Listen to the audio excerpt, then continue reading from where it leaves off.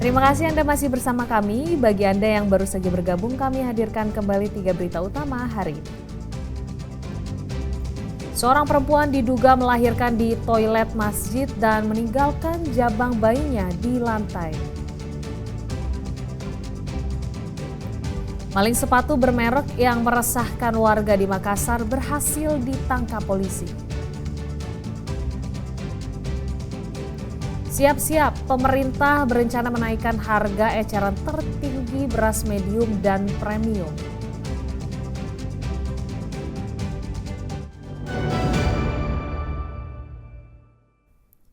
Seorang perempuan diduga melahirkan di toilet di Masjid Nurul Islam Empagae, Kabupaten Sidrap. Ironisnya, setelah melahirkan, jabang bayi ditinggal begitu saja di lantai kamar mandi. Ini ibu-ibu ini. Satu mobil MPV parkir di halaman Masjid Nurul Islam Empagae, Kecamatan Watang, Sidenreng, Sidrap pada Selasa sore. Seorang perempuan yang merupakan penumpangnya kemudian turun dari mobil dan masuk ke dalam masjid. Tak berselang lama perempuan itu keluar masjid, masuk ke dalam mobil lalu pergi. Setelah perempuan itu meninggalkan masjid, seorang laki-laki yang hendak buang air kecil menemukan sesosok bayi perempuan masih berlumur darah di lantai kamar mandi. Diduga kuat bayi ini dilahirkan dari rahim perempuan tersebut. Jabang bayi kemudian dibawa oleh warga ke puskesmas terdekat. Bayi yang baru-baru dilahirkan tergeletak di lantai kamar mandi tempat wudhu laki-laki di Masjid Nurul Islam Empagae. Bayi itu yang baru masih berlumuran darah, kemudian mereka punya inisiatif untuk membawa ke puskesmas Empagae, kemudian melaporkan ke pihak kami. Menurut kesaksian warga sekitar, penumpang yang berada di dalam mobil yang membawa perempuan itu berjumlah 5 orang. Bahkan salah satu penumpang mengawasi suasana di sekitar masjid. Kira-kira berapa orang yang di mobil itu, Bu? Banyak, nggak tahu, mungkin ada 5 atau 6. Bersamaan itu mobil dua datang atau bagaimana? Enggak, duluan itu yang warna silver. Yang ada perempuannya itu? Iya. Yang pertama yang menghadap ke timur. Iya. Setelah dinyatakan sehat, bayi dirawat di lembaga sosial oleh pemerintah setempat. Sudah dirawat di rumah puskesmas, anak rumah sakit sama dokternya bilang sudah normal, baru banyak yang datang bilang jam berapa itu, jam setengah 9 mungkin, sampai jam 9 lah. Ini dibawa pulang, masuk di pangkanya ini. Bayi perempuan ini memiliki panjang badan 49 cm dan berat 2,7 kg. Saat ini polisi masih menyelidiki kasus penemuan bayi tersebut. Suardi Gatang melaporkan dari Kabupaten Sidrap. Siap-siap pengeluaran rumah tangga makin membengkak. Di tengah harga beras yang masih mahal, pemerintah berencana menaikkan harga eceran tertinggi beras medium dan premium. Badan Pangan Nasional belum memastikan besaran kenaikan harga beras. Bappenas beralasan kenaikan harga beras saat ini karena para penggiling padi sudah mulai berhenti berproduksi, sehingga kenaikan harga perlu dilakukan agar para penggiling padi mendapatkan keuntungan. Selain itu, Bappenas juga menyebut pemerintah akan kembali mematangkan konsep beras satu harga dengan menghapus klasifikasi beras medium dan premium. Jadi ini adalah jalan pendek, karena kalau tidak dilakukan penyesuaian, teman-teman penggilingan padi nggak berani berproduksi karena memang harganya terlalu tinggi GKP-nya kita. Nah, dia akan sulit melakukan produksi menghasilkan beras dengan posisi 12.500. Oleh karena itu, nanti setelah ini kami akan kumpul dengan stakeholder terkait untuk memikirkan, sebagaimana arahan Pak Menko juga, bagaimana kita membuat kebijakan satu harga beras nantinya.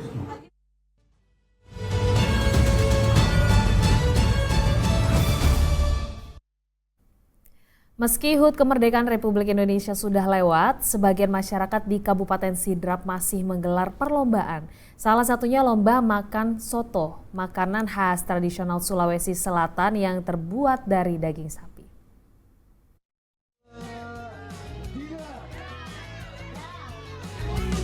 Tepat hitungan ketiga, ketupat yang ada di meja langsung dibuka. Ketupat lalu dimakan berbarengan dengan semangkuk coto dengan lahap. Mereka bukannya lapar, tetapi sedang ikut lomba makan coto yang digelar di Jalan Ratulangi dan Jalan Nene Malomo, Kabupaten Sidrap.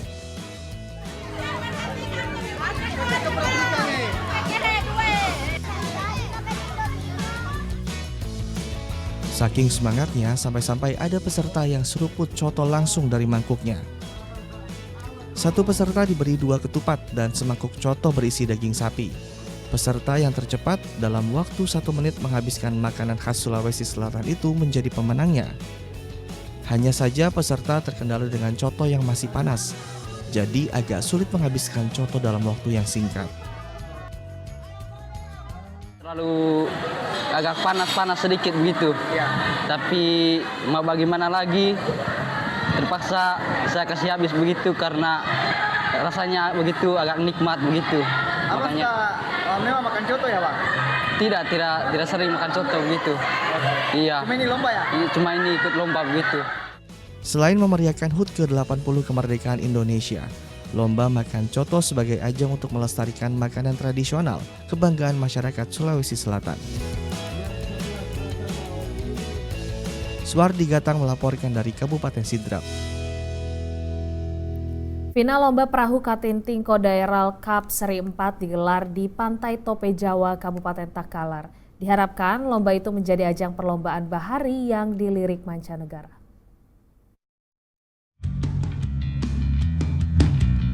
Sejumlah tim pembalap perahu Katinting sedang bersiap. Satu persatu perahu tradisional ini dicek kondisinya. Mereka memastikan tidak ada masalah saat balapan pada final lomba Katinting yang digelar di Kecamatan Mangara, Bombang, Takalar. Persiapan sudah, kini giliran pembalap menunjukkan kebolehannya di Pantai Tope Jawa.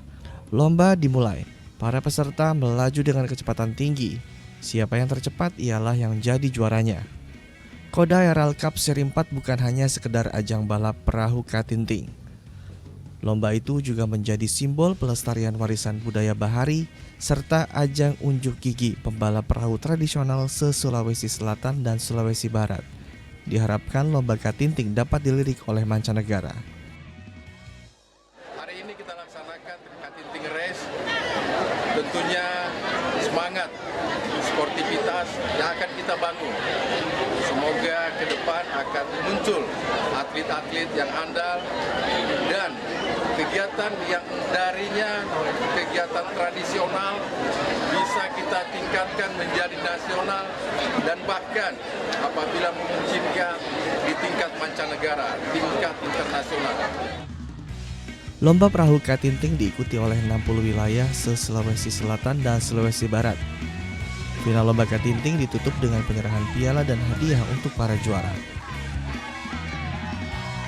Raisa Habu melaporkan dari Kabupaten Takalar.